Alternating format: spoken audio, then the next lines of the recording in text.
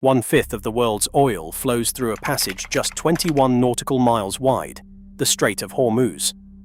A closure would strip millions of barrels from global markets overnight.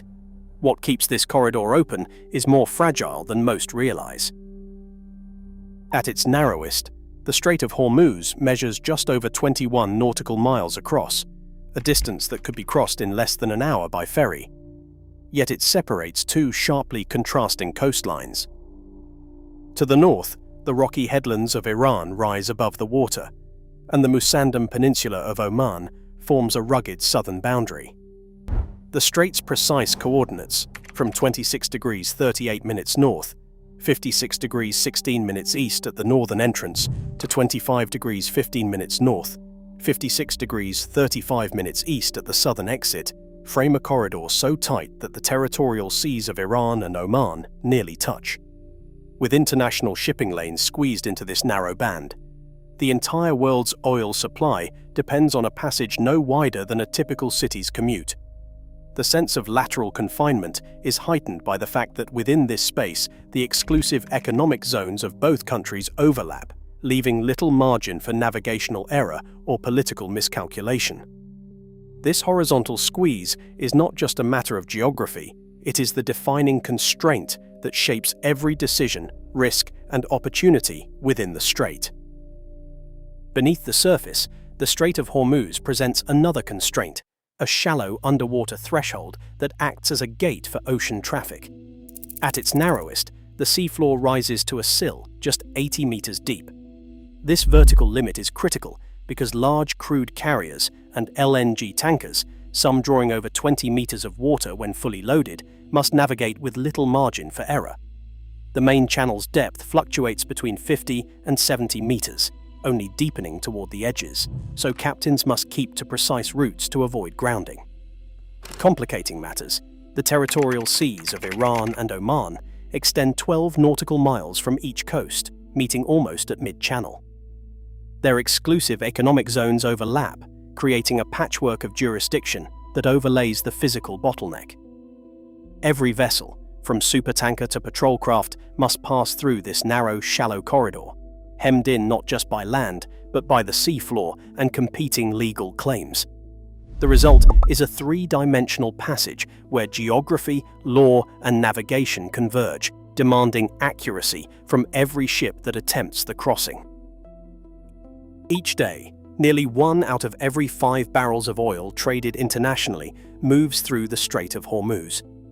This single waterway carries an average of about 20% of the world's total oil supply, roughly 21 million barrels per day, based on figures from the International Energy Agency and the US Energy Information Administration. The magnitude of this flow is not just a statistic, it is the backbone of global energy markets. The oil does not come from a single country. Instead, 5 Gulf producers, Saudi Arabia, Iraq, the United Arab Emirates, Kuwait, and Iran, depend on this narrow corridor as their main outlet to the world. For these states, the strait is not only a shipping route, but an economic lifeline.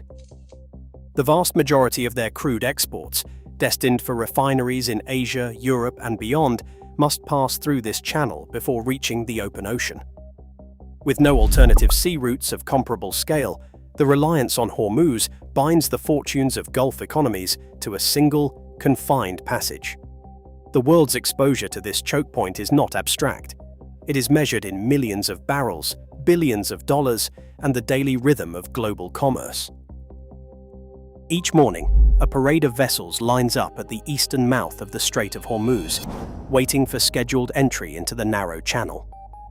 On a typical day, about 55 crude oil tankers and 20 liquefied natural gas carriers make this crossing, weaving through a corridor that rarely widens beyond 5 nautical miles per lane. The choreography is relentless. Loaded tankers move westward toward the open sea, while empty hulls and inbound liquefied natural gas carriers return east, all under strict scheduling windows dictated by port authorities and insurance requirements. Vessels often anchor offshore for hours, sometimes days, in designated staging areas near Larak Island or Fujairah, waiting for clearance or a safe pilotage slot. The result is a tightly packed procession, where even minor delays cascade through global supply chains. Any disruption, such as a mechanical breakdown, a sudden threat alert, or a shift in weather, can force dozens of ships to idle in exposed waters, amplifying both commercial risk and strategic vulnerability.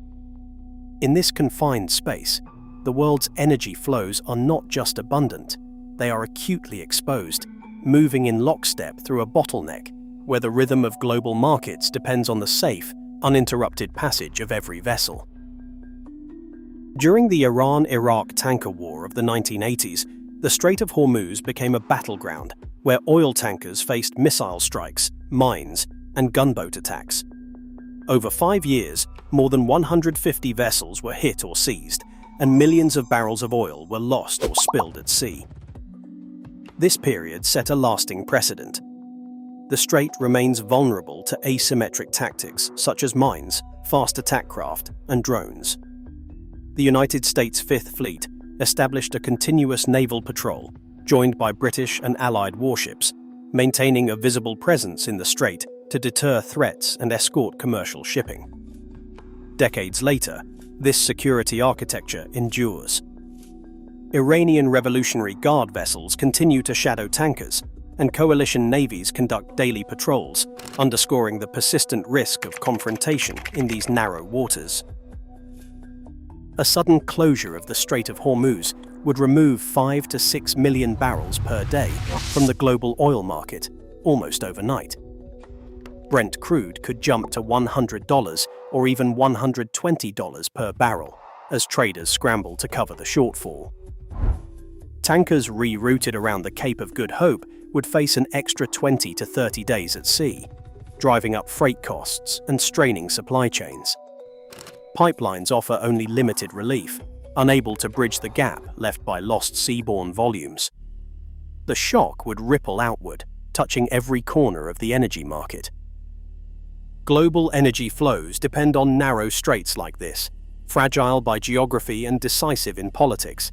As competition intensifies, choke points define security. The next crisis may unfold in waters just as narrow.